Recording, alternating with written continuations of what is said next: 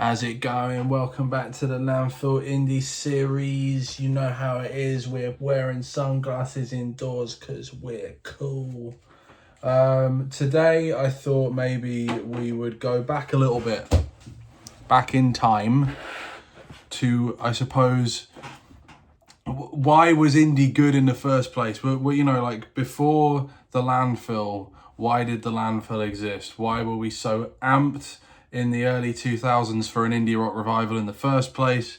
What set all of that up, and why was it so crushing when you couldn't walk into a pub without hearing a bunch of Muppets covering Sex on Fire or Dakota by the Stereophonics for several years?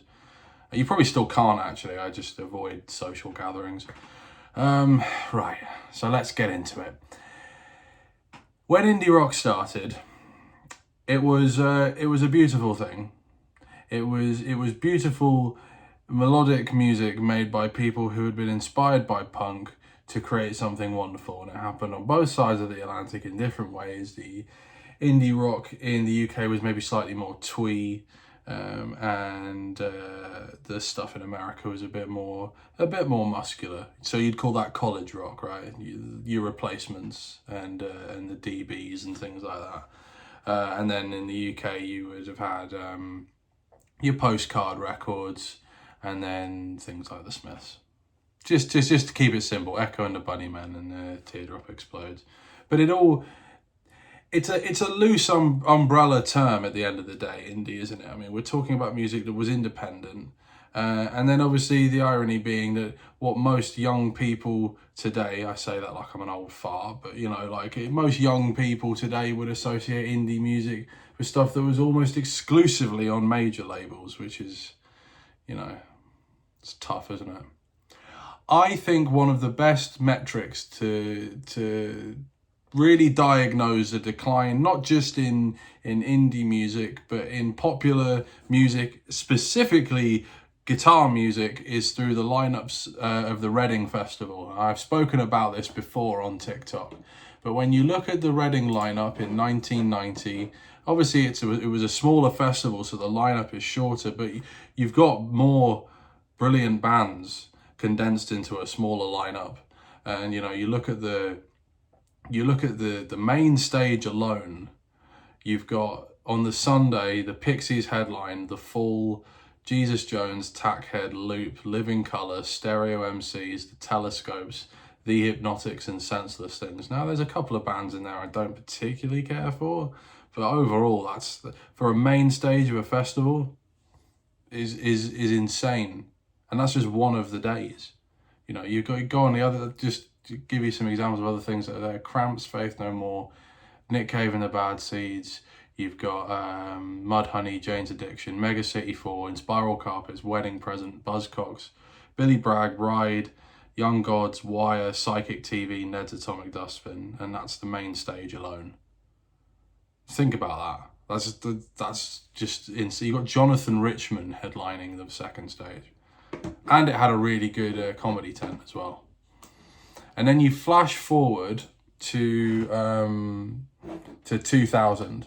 Now, I'm not saying that the lineup is necessarily that bad. You've still got a lot of really, really great bands in the mix there. You've got Royal Trucks and Ween, and you've got Black Box Recorder, you've got Shaq, you've got Elliott Smith. And then on the main stage, you've got Primal Scream when they were doing Exterminator. That would have been pretty cool.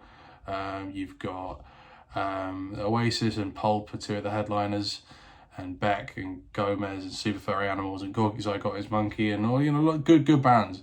And but then you look on that Sunday, Stereophonics, Placebo, Slipknot, Eminem, Rage Against the Machine, Blink-182. And I'm not saying that they're all bad.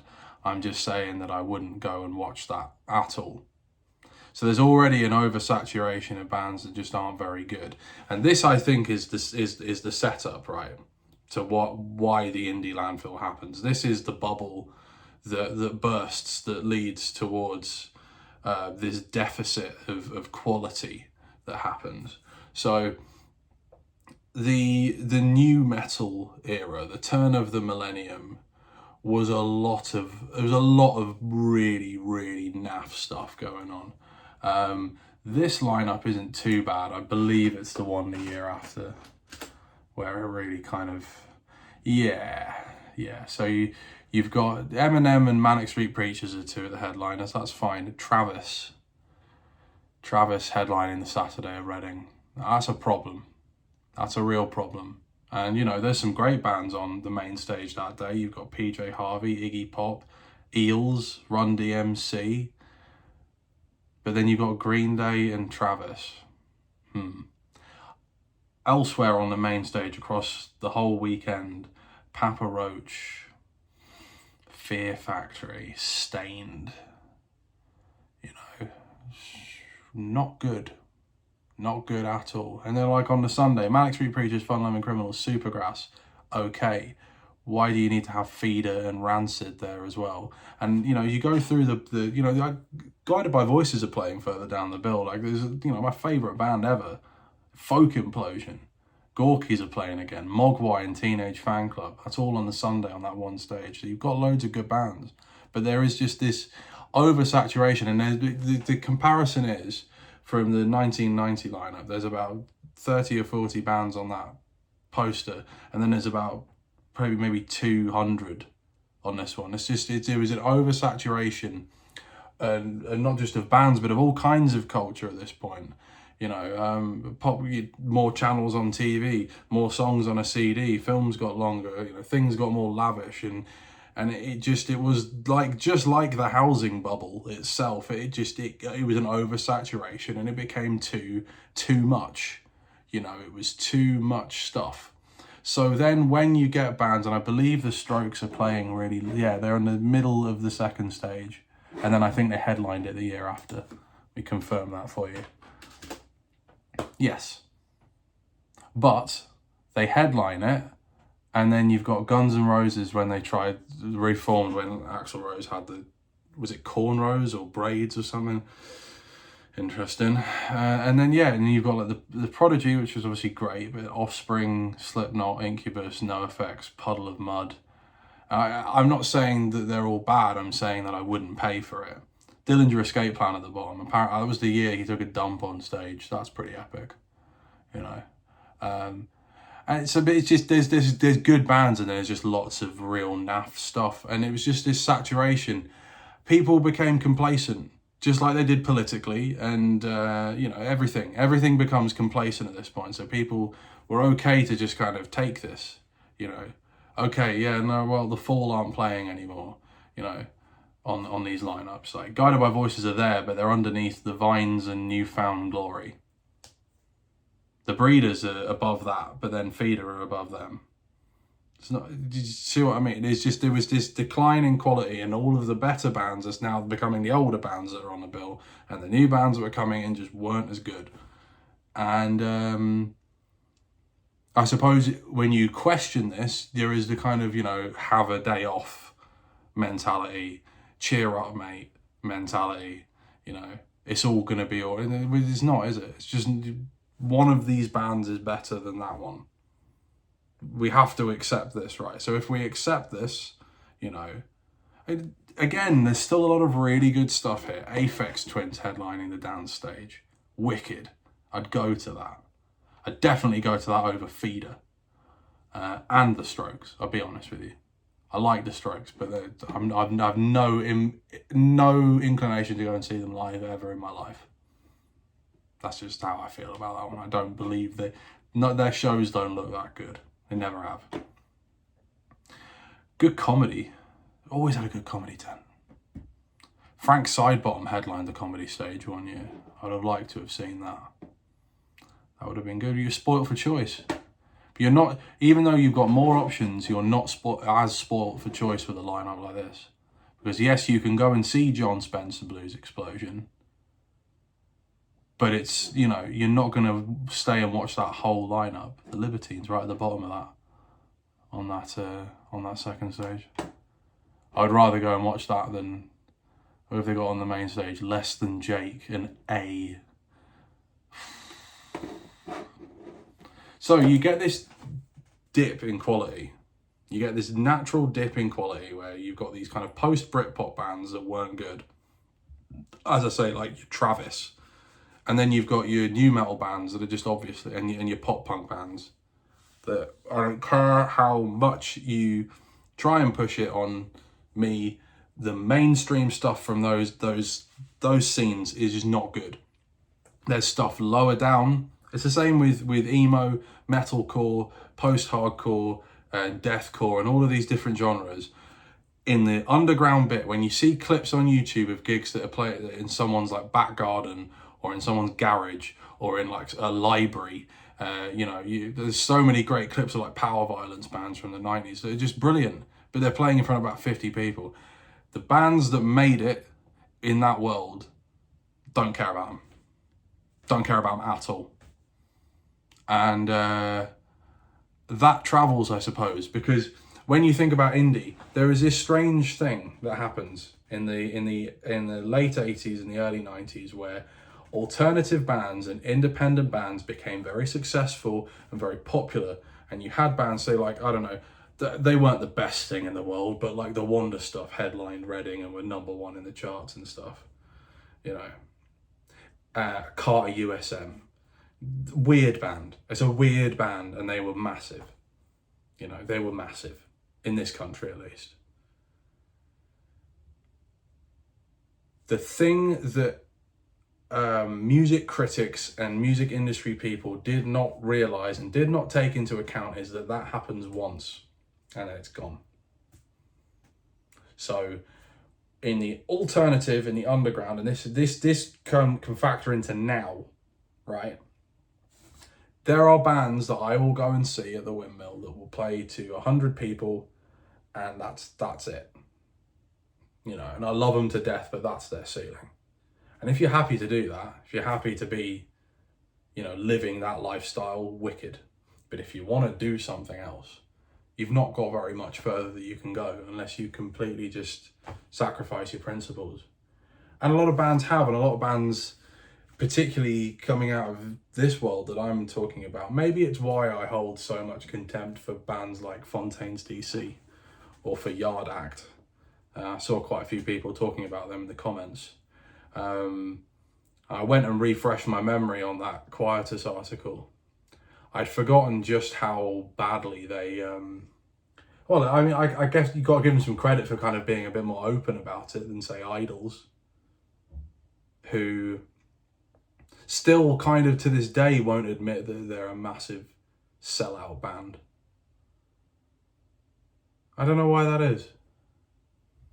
Does it not fit their political image to admit that? I don't know. I don't think about them very much, to be honest, because their music just absolutely makes me want to go to sleep. By the time you get to, and I'm just going to skip a few years ahead here, let's just flash forward through. Nothing to report really, it's just that you get more and more throwbacks. You get more and more legacy artists playing. So for example, on 2004, you've got the New York Dolls and Morrissey in the midst of Franz Ferdinand and Razorlight and the Libertines. God, the Lost Prophets played Reading a lot. But then you've still got a lot of the same bands. You've got Supergrass are still there. Super Furry Animals still there. So the good bands from that era, I have to, if I can say something positive for once in my life, the good bands did kind of still stick it out. I've seen Roots Maneuver appearing a couple of times on these bills now, and I'm looking through them. So there's good picks, there's good choices. It's just there's this consistent build-up of naff stuff. It just keeps building and building and building. I'm going to skip through a little bit. Let's get to the kind of peak of the supposed Landfill era. See, what's interesting actually when you look at it is, okay, you've got Razorlight headline in the Friday, which I suppose would be for a lot of people the kind of the peak of the Landfill And you've got like Little Man Tate and Maximo Park and Interpol and Kings of Leon. Okay, that's pretty Landfill. Gossip are there as well, but I quite like Gossip. It's quite fun. I mean, it's just, but then legacy bands, Red Hot Chili Peppers and Smashing Pumpkins headlining. You know, 9 Inch Nails, Lost Prophets again. Told you they appear a few times. Then is this the one where the Wedding Present appear quite in the middle of it? I was looking through some of the lineups earlier, and I saw that, yeah, you got like Dinosaur Jr. here as well. So you've got these kind of appearances of legacy artists more and more. But again, there's too many things for me to dig through at this point. As we then move, let's just completely jump ahead. I'm at 2007. Shall we jump ahead to 2017? I mean, it's just shocking. My God. So I said that Eminem headlined it in 2001. He headlines it again in 2017. Muse, Kasabian.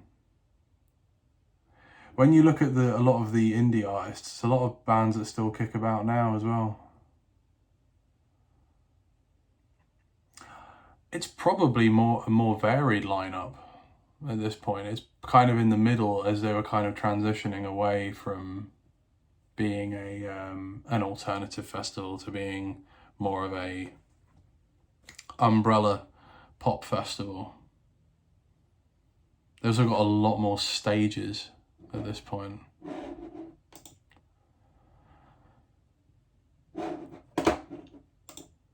So what have I learned today, apart from the fact that I am incredibly miserable? Also, like, doing these indie videos, not necessarily these ones, but doing the ones on TikTok, I have to like spend like a good hour listening to like progressive rock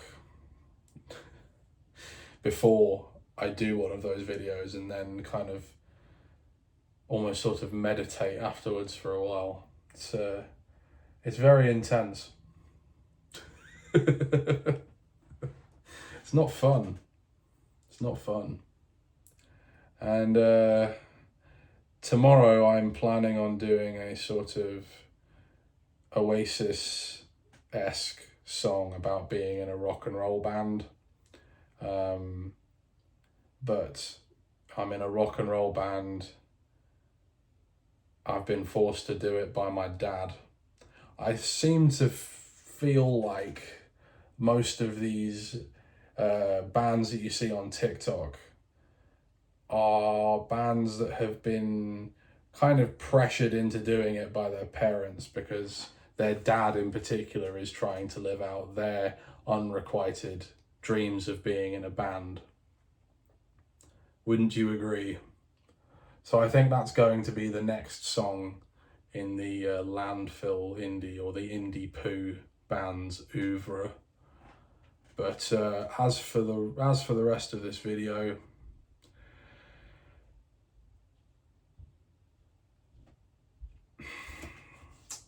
it's difficult, isn't it? You know, it's not just that there was more bad bands, it was that there were bands playing music that was just less inspired.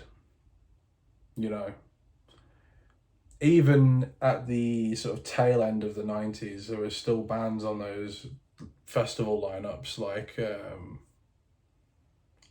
band like Atari Teenage Riot or something that was just like completely out of left field. And then you had bands doing all kinds of stuff.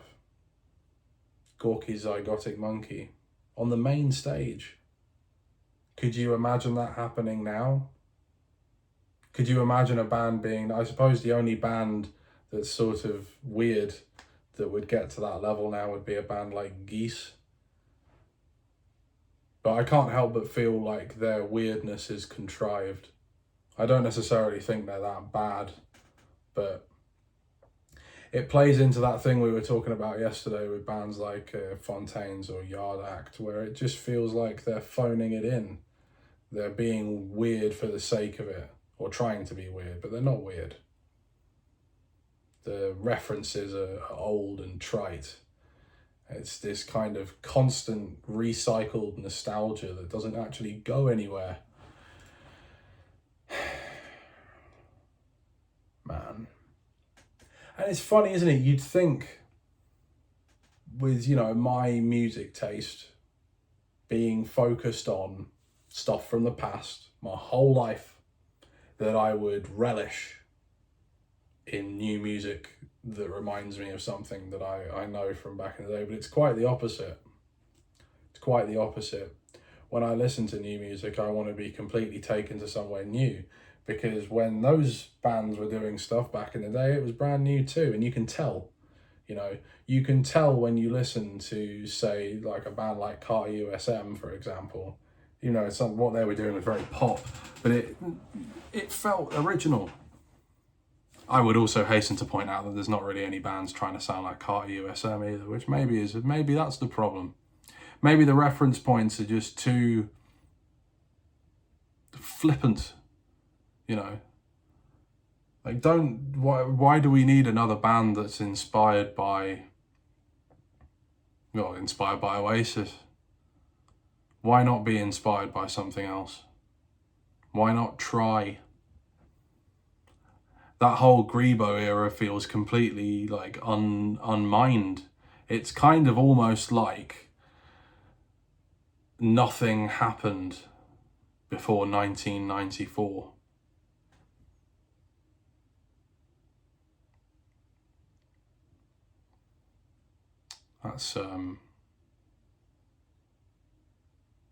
That's quite sinister. And also, those bands, those post-punky bands, not the indie bands necessarily, but those post-punk bands, do they really sound like post-punk music? Or does it just sound like everything else that's going on now? Same flat drum sound, same kind of... But the other thing is, like on a technical level, you see those guitar players with massive pedal boards, but they've all got the same pedals on. They're all going to make the same sound. So you've got all more choices, but you're all actually going to sound exactly the same. So it's like this illusion of choice on so many different levels.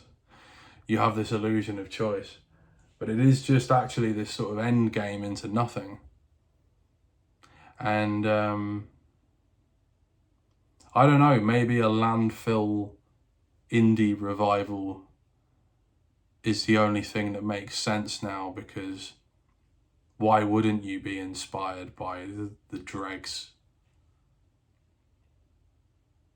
So there's this yin and yang inside of me where I'm like, we need to go to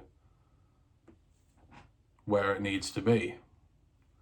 But then we also need to accept the fact that where we are is because of our complacency. And some of it is on us as the music listener, and most of it is on the industry itself for completely failing to represent not just working class musicians in the country, but just listeners at large. Most people would rather hear... Take Paul McCartney's back catalogue, for example. I think most people would rather hear McCartney 2 than, say, one of his radio hits. Mull of Kintyre, I don't know, that was the biggest selling single as a solo artist. But you'd rather hear the weird one. You'd rather hear Temporary Secretary, because it's what has endured. If an artist only makes Mull of Kintyre and never makes Temporary Secretary, what will endure? Ed Sheeran's only ever made Mulligan tyres. He's never made a temporary secretary.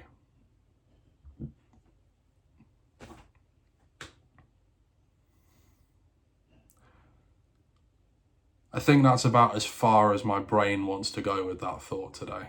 So I'm going to leave it and say next time we will, I suppose, bring it into the present day a bit more. Because truthfully, what this whole nostalgia psyop wants us to do is to focus on stuff that happened 20 years ago. Indie music at its core started out as something brilliant, but was swallowed up by a music industry that was hungry for a quick fix. So we mustn't be complacent. And next time we will focus on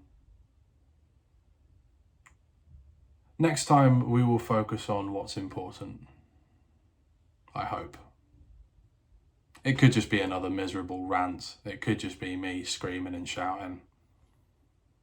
But for now, the room's got too hot and I need to turn the fan back on. So I'll see you tomorrow. Take care.